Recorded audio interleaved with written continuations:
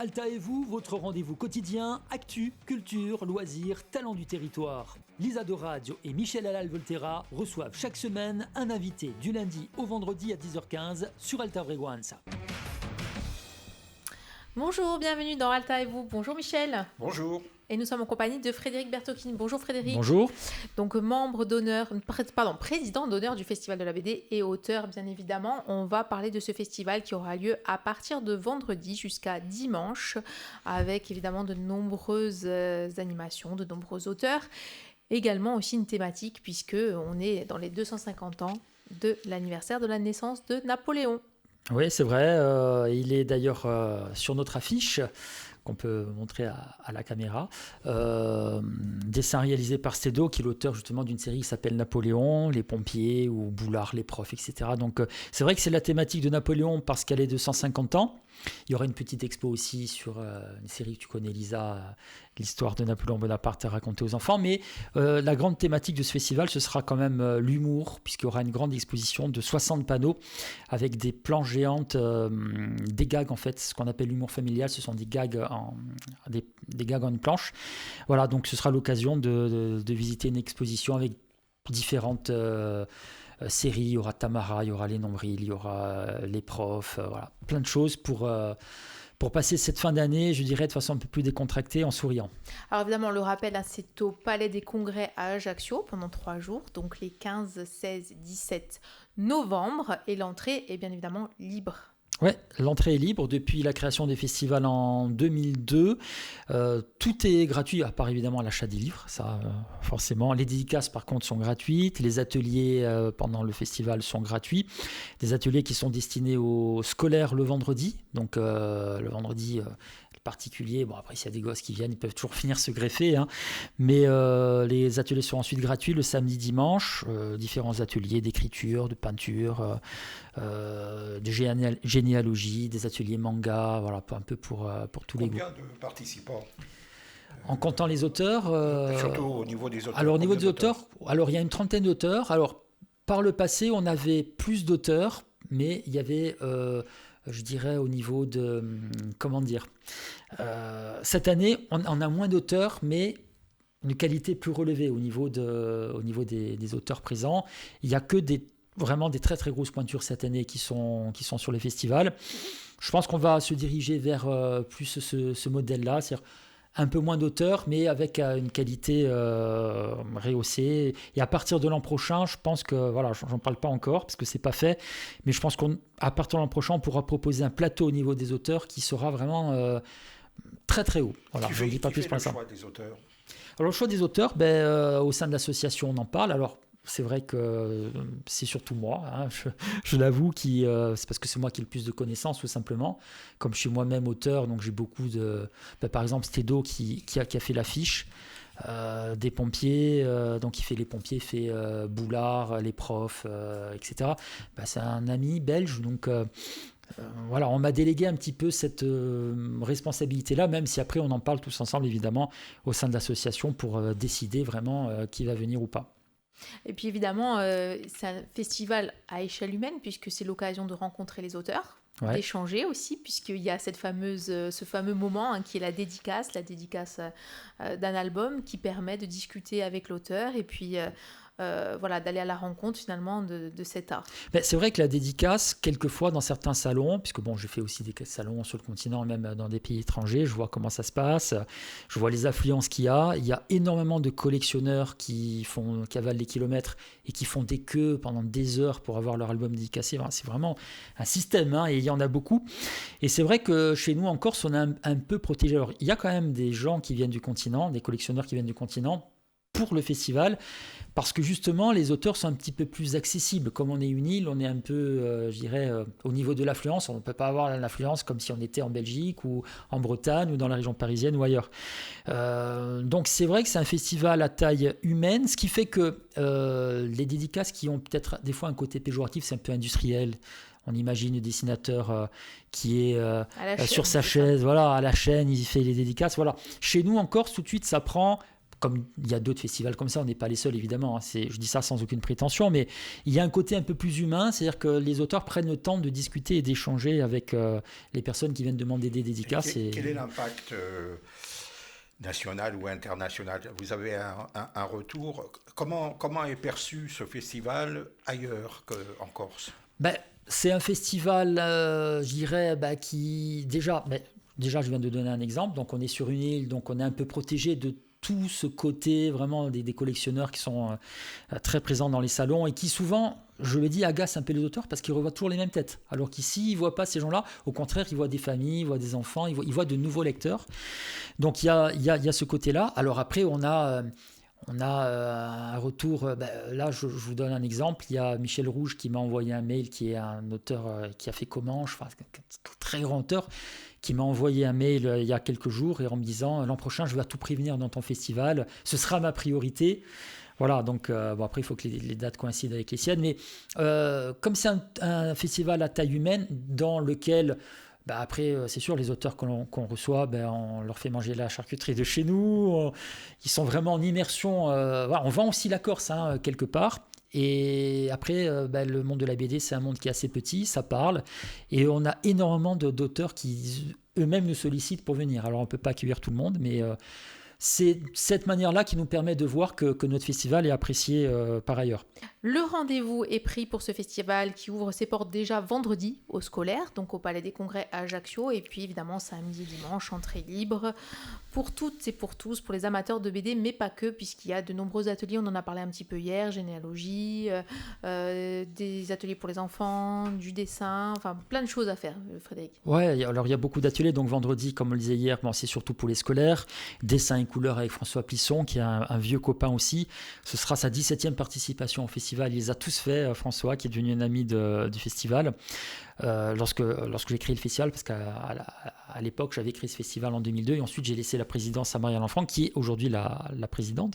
L'atelier généalogie avec André Flore et qu'on connaît sur Alter Brégoine, bien sûr, des ateliers manga, des ateliers écriture d'un scénario en langue corse avec Tchétchène Enfant également. Voilà, donc c'est tous les aspects de la bande dessinée, parce qu'avant de dessiner, il faut écrire un scénario, et ce sera le cas. Le tout aussi avec la Corse, puisque Tchétchène Enfant qui fait son atelier. Est-ce que précisément, ce ne serait pas bien de faire créer à l'université de Corté une sorte de classe spéciale bande dessinée pour faire... un peu de la formation professionnelle, ou en fonction de la passion des jeunes pour ce genre de médias.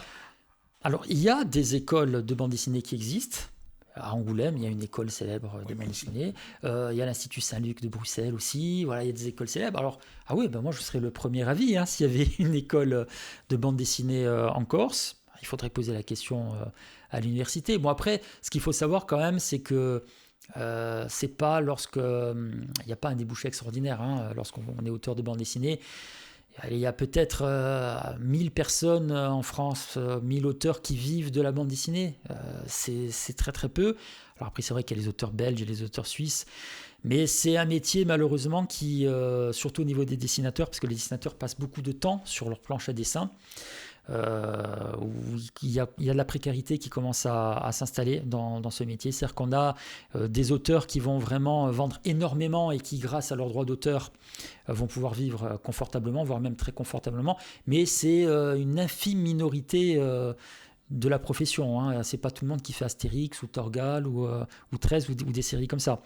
Et c'est vrai qu'aujourd'hui, il y a une telle production, on parle même de surproduction des différents éditeurs de BD en France. Je crois qu'en BD franco-belge, on a plus de 5000 ouvrages publiés par an, ce qui est, je ne sais pas, par rapport à 20 ou 30 ans, c'est énorme. Donc forcément, une vente moyenne à l'époque, moi quand je discute avec certains auteurs, des amis qui sont toujours dans le circuit aujourd'hui, ils me disent à l'époque, une vente moyenne, on faisait entre 8 et 12 000. Une vente moyenne.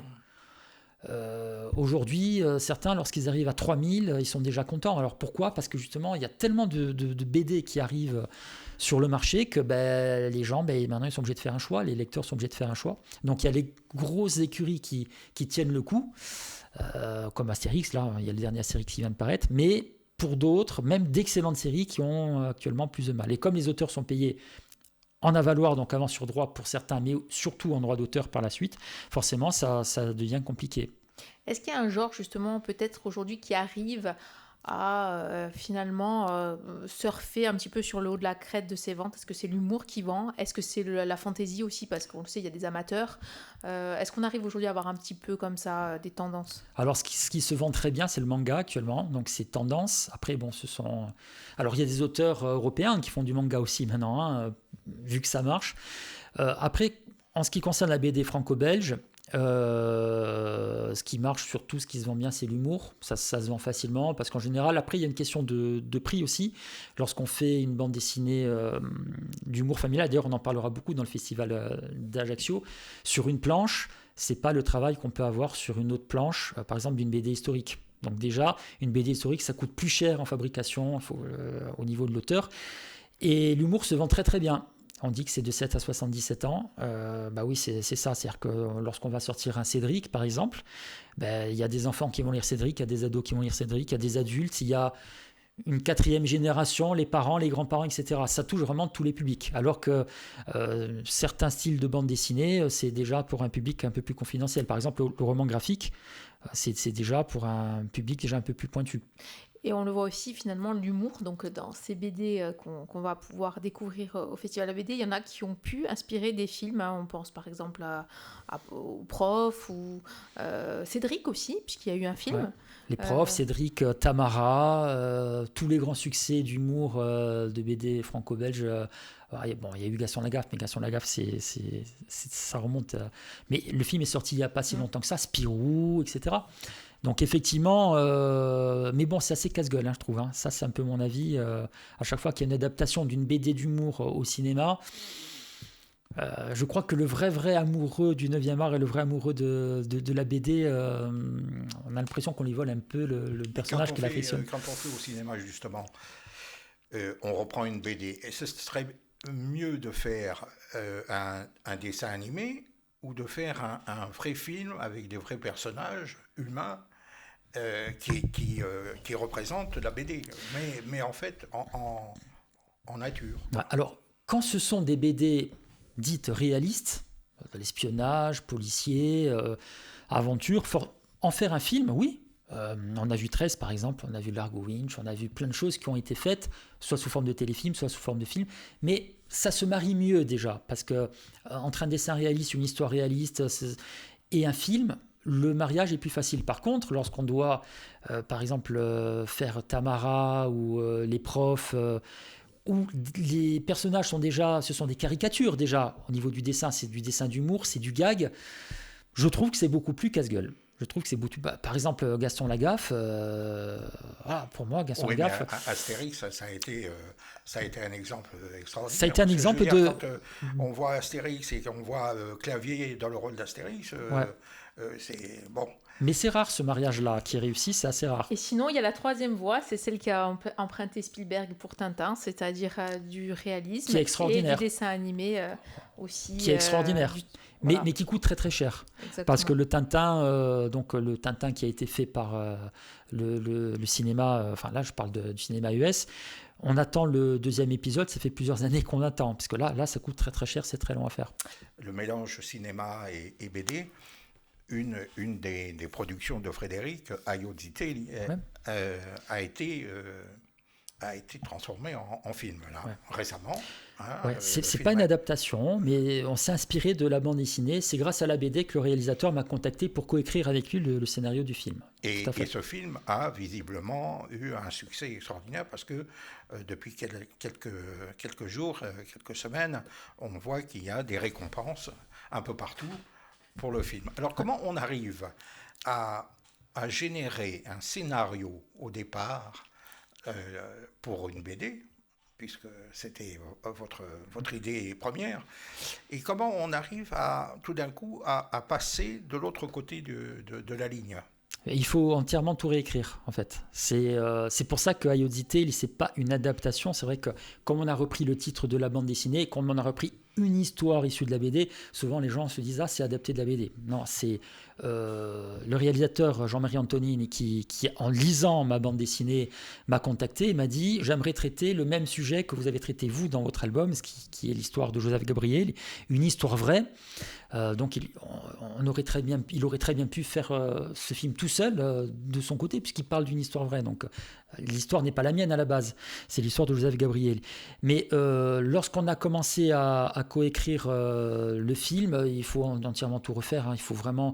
en bande dessinée, c'est beaucoup plus direct, c'est beaucoup plus... Pour donner un exemple, pour faire un film, il faut 3 albums de bande dessinée. Il faut un scénario, il faut 3 scénarios de bande dessinée pour vous donner un aperçu, donc une série quasiment, pour faire un film. Lorsqu'on est dans le cinéma, en l'occurrence, c'est Udité, le 5 courts-métrages, donc on n'a pas encore eu l'occasion de le faire, mais on va le faire maintenant, puisqu'on va très certainement travailler sur le long-métrage à Udité. Mais il faut plus de profondeur dans les personnages, il faut plus de temps pour installer l'intrigue, la situation, etc. Donc ça ressemble à la bande dessinée au niveau de l'écriture, mais ça va quand même un petit peu plus loin, le cinéma. Et en même temps, finalement, on s'aperçoit que la bande dessinée aujourd'hui encore, ça l'a permis de pouvoir raconter des histoires très contemporaines. Je pense aux événements d'Aléria par exemple, et on a l'impression qu'aujourd'hui finalement le cinéma il emprunte un petit peu cette veine, le cinéma corse, c'est que la BD et le cinéma se rencontrent sur ces histoires très contemporaines qu'on ne racontait pas jusque-là. Disons que là, les quadras d'aujourd'hui, ce sont les enfants du riaquiste des années 70. Grosso modo, c'est ça. Que tous les créateurs, que ce soit les peintres, les musiciens, les scénaristes de BD, de films, les cinéastes, etc. Donc forcément, on va raconter des choses qui nous ont touchés en étant enfants. Je pense que c'est une suite logique que les créateurs de bande dessinée et les créateurs de cinéma se retrouvent sur les mêmes thématiques. Aujourd'hui, c'est vrai qu'en Corse, on voit de plus en plus d'œuvres, que ce soit de la littérature, du cinéma ou de la bande dessinée, vraiment s'approprier l'histoire de la Corse contemporaine qui, peut-être il y a 30 ou 40 ans, c'était trop frais à l'époque, c'était trop sensible, il n'y avait pas encore le temps de gestation que nous avons eu par la suite pour parler de ce genre de choses. Parler des événements d'Aléria en BD, c'est vrai que je l'ai fait, mais je l'ai fait 40 ans, non, combien, 30 ans après, c'est ça Donc c'est plus facile de le faire dans les années 2010 que de le faire dans les années 80, avec un peu plus de recul, etc. C'est quoi le mode d'emploi, justement? On part d'un thème ou d'un sujet, et puis vous écrivez, vous êtes le scénariste, et puis il y a à côté de vous le dessinateur. Ouais. Donc c'est un mélange extraordinaire, savant, c'est de l'alchimie, visiblement, la BD, peut-être encore plus que le cinéma. Et vous arrivez à exposer peut-être des faits historiques auxquels vous n'avez pas forcément assisté vous-même, Ouais.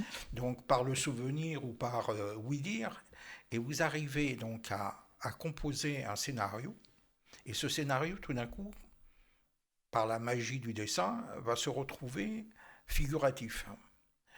C'est un peu extraordinaire, non? C'est la première fois que j'ai vu, donc ma première BD parue en 2007, c'était le tome 1 de la série Pasquale Paoli. Ça m'a fait bizarre de voir ce que j'avais imaginé dans ma tête, parce qu'un scénariste de bande dessinée, lorsqu'il écrit son scénario, il fait vraiment un découpage très précis, c'est-à-dire qu'il va mettre planche 1, case 1, case 2, case 3, case 4, case 5, case 6. Dans cette case 1, tu vas dessiner ça, il va y avoir ça comme dialogue, dans la case 2, tu vas dessiner ça, donc c'est vraiment un découpage très précis. Donc, et en ce sens, c'est d'ailleurs beaucoup plus précis que le cinéma, un scénario de BD, parce qu'on va vraiment découper chaque image, alors qu'au cinéma, c'est une séquence, on va découper des séquences. Et c'est vrai que la première fois quand j'ai vu mon premier album, ça m'a fait un choc, parce que c'est quelque chose qui sortait de ma tête, en quelque sorte, qui était projeté sur du papier, mais dessiné par un autre. Alors, il y avait des choses qui correspondait totalement à ce que j'avais imaginé, mais forcément, le dessinateur, lui aussi, c'est un créateur, donc il apporte sa patte, etc. Et d'ailleurs, des fois, ça peut créer, lorsqu'on reçoit des storyboards, lorsqu'on reçoit des crayonnés, qu'on doit valider des pages, des fois, entre un scénariste et un dessinateur, ça peut vriller un peu, parce qu'on n'est pas du tout d'accord sur la manière dont l'histoire va être racontée. Bon. Mais ça fait un choc. Mais là où le plus gros choc que j'ai eu, c'est quand j'ai vu les personnages bouger au cinéma dans le film Aiozitelli. Quand j'ai vu Joseph Gabriel transpirer, respirer, souffrir, hurler. Là, ça m'a fait un vrai choc. Quand c'est un personnage qui bouge, qui parle, c'est vraiment impressionnant. Quand on a écrit l'histoire et qu'on voit ça après, c'est un plaisir, tout simplement. Président d'honneur du Festival de la BD qui a lieu aujourd'hui. Qui commence, donc, et oui, au Palais des Congrès à Ajaccio pendant 3 jours. La fête des petites bulles, des grandes bulles aussi, puisque vous allez pouvoir découvrir évidemment des ateliers multiples et variés et l'humour en BD. N'est-ce pas, Frédéric ? Tout à fait. Il y aura, donc on l'a dit, une grande exposition sur l'humour. Il y aura aussi, on peut en parler rapidement, parce qu'on n'en a pas parlé cette semaine, il y aura une expo sur Spirou, défenseur des droits de l'homme. Puisque là, on a fêté donc les 250 ans. Non, là, je dis une bêtise. C'était Napoléon. C'était Napoléon, les 250 ans de Napoléon. Mais il y a une expo sur Napoléon pour les 250 ans de Napoléon. Mais il y a également l'anniversaire des droits de l'homme. Et il y aura 11 planches géantes avec des planches de l'agent 212, des femmes en blanc, Zorglub, de plein de choses, des enfants de la résistance. Donc, comment les auteurs de bande dessinée peuvent s'approprier des articles de la Déclaration des droits de l'homme et comment ils peuvent les mettre tout simplement en image. Et il y a beaucoup d'humour aussi dedans, c'est très bien fait, je pense que ça va beaucoup plaire au public. Et quand on est dessinateur ou scénariste de bande dessinée, est-ce qu'on est complètement influencé par l'histoire et l'actualité d'aujourd'hui ? Ou est-ce qu'on essaye de précisément s'en libérer et de faire autre chose ? Est-ce qu'on est dans la fiction, dans la science-fiction, dans la réalité ? C'est quoi ? Parce que vous avez, j'ai compté à la louche, hein, vous avez fait à peu près 80 titres. Hein. En comptant tout, alors, en comptant le livre illustré, tout, en comptant tout. Ouais. Et là-dedans, il y a de l'histoire. Ouais. Il y a de l'histoire régionale, locale, et il y a aussi une sorte de journalisme. Donc, c'est un mélange de tout ça. Vous êtes quoi, en fait ? Vous êtes journaliste, vous êtes romancier, vous êtes historien ? En fait, je suis journaliste dans ma vie quotidienne, historien de formation. Donc après, bon, là, j'ai eu l'occasion de publier une partie de ma thèse il y a 2 ans de ça. C'est sur les Grecs, hein, ça n'a rien à voir avec la bande dessinée. Mais pourquoi pas un jour faire une histoire sur une BD sur l'histoire, la guerre du Péloponnèse, Platon, Aristote, etc. Mais après, en ce qui concerne la création, en fait, dans la création de bande dessinée, c'est tellement large. C'est vrai que j'ai eu l'occasion de faire des BD d'humour, j'ai fait des BD historiques, j'ai fait des BD d'aventure, j'ai fait des biopics rock'n'roll avec ce roman graphique sur Jim Morrison qu'on a fait en 8 langues. Du livre pour enfants, du livre illustré pour enfants. J'ai fait un roman graphique fantastique qui s'appelle Réfrigérium, où là, c'est pas du tout le journaliste qui écrit, là c'est du délire. C'est une histoire complètement inventée. Bon, on est vraiment dans le fantastique. Après, tout dépend le domaine dans lequel on s'aventure. C'est sûr qu'il y a des domaines dans lesquels je pense que je m'aventurerai jamais. Par exemple, le manga, c'est pas mon truc, c'est pas ma culture. L'heroic fantasy non plus. Je pense pas que ce soit quelque chose je me sens pas spécialement à l'aise, ça m'attire pas spécialement. Tout ce qui est, même si j'ai fait une trilogie qui s'appelle Libéramé, tout ce qui est policier. Voilà, intrigue policière, non, voilà, il y a des choses qui m'attirent pas plus que ça, même Libéramé, c'est un thriller politique plus que policier. Voilà, par contre, tout ce qui touche à la politique, à l'histoire, à l'aventure, au fantastique, voilà, ça, ce sont des domaines dans lesquels j'aime bien m'aventurer. Et le biopic aussi, j'aime beaucoup m'intéresser aux personnages extraordinaires, aussi bien de l'histoire que, par exemple, Janis Joplin, c'est un personnage que je trouve extraordinaire. Voilà, j'ai eu envie d'écrire sur Janis Joplin. J'espère que l'album paraîtra bientôt. On cherche un éditeur là sur cet album, avec Eric Pièche au dessin. Est-ce qu'il n'y a pas justement aussi un côté un petit peu générationnel, c'est-à-dire que les très jeunes, les ados se dirigent vers le manga, peut-être la fantasy aussi attire un public peut-être plus jeune. Est-ce que les quadras, qui sont des lecteurs de BD depuis quand même des années, qui ont grandi aussi avec la bande dessinée, ne se retrouvent pas aussi dans un genre qui est plus la BD franco-belge. Voilà, est-ce qu'il n'y a pas une question de génération ? Je pense qu'il y a une question de génération. Forcément, ma génération, donc les quadras, à l'époque, les mangas, on ne lisait pas de mangas. Alors on lisait, oui, tout ce qui est comics, les Strange à l'époque, enfin les quadras sauront de quoi je parle, les anciens Spider-Man, Superman, etc. Il y a cette culture aussi là, cette culture américaine qui est encore présente. Mais je crois que cette culture-là, un petit peu métal hurlant, j'ai envie de dire, années 70, années 80, etc., c'est plutôt les anciens, effectivement. C'est plutôt les anciens. Les jeunes sont beaucoup attirés par le manga. Après, bon, c'est comme tous les arts, hein, dans la musique, dans l'art pictural, dans le théâtre, dans le cinéma, selon les générations, les genres évoluent, il y a de nouveaux genres qui apparaissent. Voilà. Donc, moi, ce que j'espère, c'est que la BD que j'ai aimée lorsque j'étais enfant continue le plus longtemps possible, et que surtout celle de mon adolescence. Celle de mon adolescence, c'est surtout les 13, les Torgal, voilà, tout cet univers-là, où il y avait aussi un peu d'heroic fantasy, mais pas autant qu'aujourd'hui. J'espère que ça va durer le plus longtemps possible, mais quand même il y a des auteurs qui arrivent à renouveler aussi un genre, hein. Donc lorsqu'on voit qu'il y a plusieurs milliers, plus de 5000 nouveautés par an en langue française, ça veut dire quand même qu'il y a énormément de genres qui sont explorés. Mais là, actuellement, il y a la BD historique qui marche bien en ce moment, qui marche très bien. Justement, sur la BD historique, il y a finalement un caractère assez intergénérationnel, parce que sur l'histoire de la Corse, tous les publics se retrouvent et sont intéressés. C'est quelque chose que tu constates lors de tes dédicaces. Ouais, c'est vrai que après, je pense que c'est partout ailleurs, parce qu'il y a beaucoup de BD historiques sur l'histoire de la France, l'histoire même du monde, quoi, de l'humanité.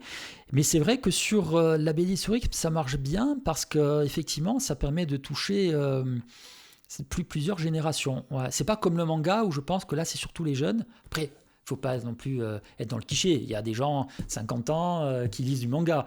Mais ce sont surtout les jeunes. Par contre, c'est vrai que la BD historique, même si c'est quand même un produit plutôt destiné aux ados adultes, souvent, il y a des enfants qui viennent me demander en dédicace, est-ce que ça, je peux le lire? Est-ce que c'est de mon âge? Alors, je réponds franchement. Par exemple, la BD sur Saint-Pierre, ou Saint-Pierre aux Courses, je ne la ferai pas lire en dessous de 12 ans, par exemple. Déjà parce qu'elle est compliquée à lire, c'est une histoire quand même compliquée, et puis aussi parce qu'il y a des scènes un peu sanglantes, voilà, c'est un peu violent. Mais l'histoire, tout le monde s'intéresse à l'histoire, et c'est vrai que c'est un genre qui marche bien actuellement, et tous les éditeurs en France et en Belgique actuellement font de la BD historique, quasiment tous. Est-ce que ça ne serait pas comme justement on fait dans les séries télévisées aujourd'hui, où on fait des mix de deux séries différentes? Est-ce que ça vous dit pas de faire un jour un mix de l'histoire de France et de l'histoire de la Corse, mais en mélangeant des événements qui sont forcément complètement tributaires l'un de l'autre, mais en arrivant, enfin je sais pas, moi c'est une idée que j'ai eue, en arrivant à un résultat qui est quelque chose qui aujourd'hui n'existe pas, quoi. Il faudrait réfléchir, hein. Déjà, quand on fait une bande dessinée sur l'histoire de la Corse, forcément, ça touche aussi, quand on parle de Paoli, on parle des troupes françaises qui débarquent en Corse et qui font la guerre aux Corses. D'ailleurs, sur le Paoli 4, j'ai fait le choix narratif de raconter l'histoire des yeux des Français qui ont fait l'expédition punitive dans le Niolu, parce que le Paoli 4 parle des pendus du Niolu. Et dans les 3 premiers Paols, donc j'ai fait le choix narratif de rester auprès de Paul, de le suivre, on est dans ses yeux presque. Et dans le Paoli 4, c'est un petit peu justement, c'est comment un Français qui arrive en Corse en 1969, va y rester pendant quelques années pour pacifier la Corse, c'était le terme utilisé à l'époque, comment on va vivre la chose. Voilà. Donc les deux sont liés. Par contre, ce qui marche très très bien en ce moment, au niveau de la BD historique, c'est l'Uchronie. L'Uchronie, c'est que se serait-il passé si? Que se serait-il passé s'il n'y avait pas eu Hiroshima? Est-ce que les Japonais auraient résisté encore? Que se serait-il passé si Hitler avait eu la bombe atomique avant les Américains? Que se serait-il passé si la Révolution française avait échoué et que le pouvoir de Louis XVI avait été renforcé? Que se serait-il passé si, je ne sais pas moi, il y a plein de choses comme ça, si Staline, si par exemple les soviets avaient remporté la guerre froide, si la guerre froide s'était réchauffée, s'il y avait eu une vraie guerre, une troisième mondiale, voilà. Ça marche très très bien. Il y a beaucoup d'éditeurs qui font de la BD historique uchronique. C'est-à-dire que là, pour un scénariste, c'est nos limites. C'est-à-dire, que se serait-il passé si? On peut tout imaginer finalement. Et que se serait-il passé si, après Aléria, la Corse serait devenue tout de suite indépendante? Oui, pourquoi pas, Michel? Voilà, Moi, j'en ai une autre. ça serait intéressant de traiter cet aspect. Oui. Moi, je trouve. Bon, alors, c'est un peu dans mon idée de la défense de l'identité corse. Pourquoi ne pas créer précisément une sorte d'Astérix corse, un personnage qui serait vraiment l'ambassadeur de la Corse d'aujourd'hui ou de la Corse d'hier ou d'avant-hier, mais avec toutes les caractéristiques du Corse, et avec la cuisine, avec les traditions, avec tout ça. Moi, je trouve que ça manque aujourd'hui. Ça serait une idée, oui, ça serait une idée. Ouais. En tout cas, en attendant de savoir qu'est-ce qui serait passé si les Corses avaient gagné à Pontenove, ouais. On en parlera une prochaine fois. On se retrouve dès aujourd'hui au Festival de la BD à Ajaccio, donc au Palais des Congrès, évidemment, et l'entrée est libre pour découvrir de nombreux ateliers et de nombreux auteurs qui vous attendent. Et il y a des auteurs vraiment de très très grande renommée nationale et internationale, donc il faut aller les voir. Merci beaucoup. Au revoir. Au revoir.